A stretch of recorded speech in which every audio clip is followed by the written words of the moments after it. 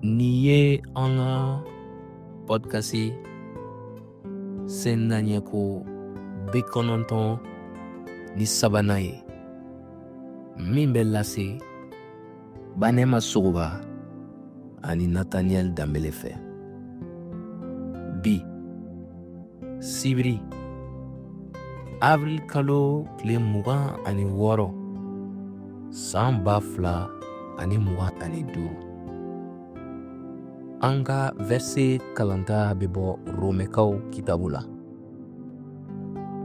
Romɛkaw kitabu sura 3 a verse 25.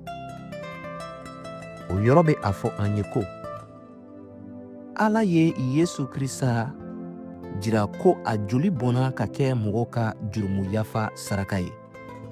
Olu minnu dara a la, o kɛra ka a ka tilennenya jira.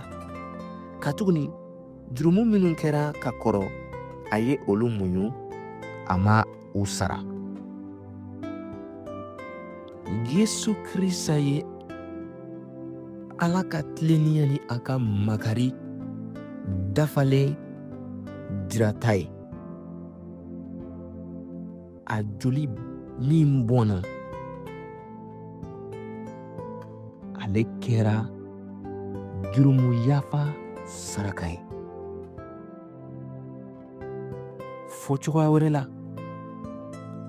ale de bɛ Ala ka dimiya,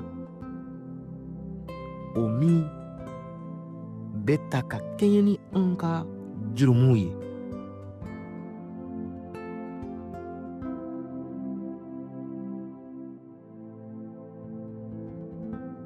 Nin saraka tɛ ko gansan ye ten, nka kɛwale de don min labɛnna Ala yɛrɛ fɛ, walasa mɔgɔ o mɔgɔ dara a la, olu ka jotigiya sɔrɔ. Ala a ka muɲuli kɔnɔna na, a tun ye a ka kiiri ka o makɔnɔ.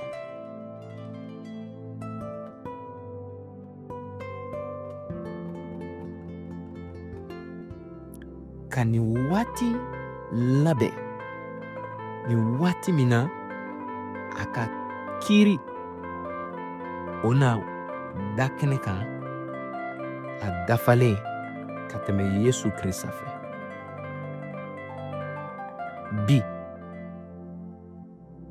i ka i hakili to a la ko yafa kɛra i ma,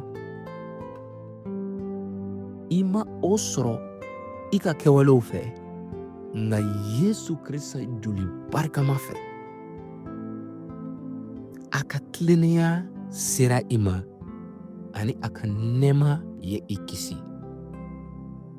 Welewelekan i ka sankolo la donbolo sɔrɔ ni waleɲumandɔnli ye, taama ni jigisigi ye.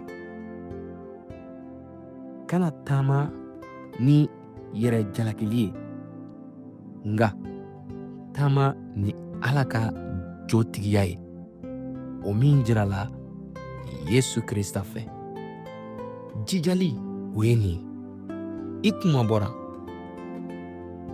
i jotigiyara, ani i kanuna.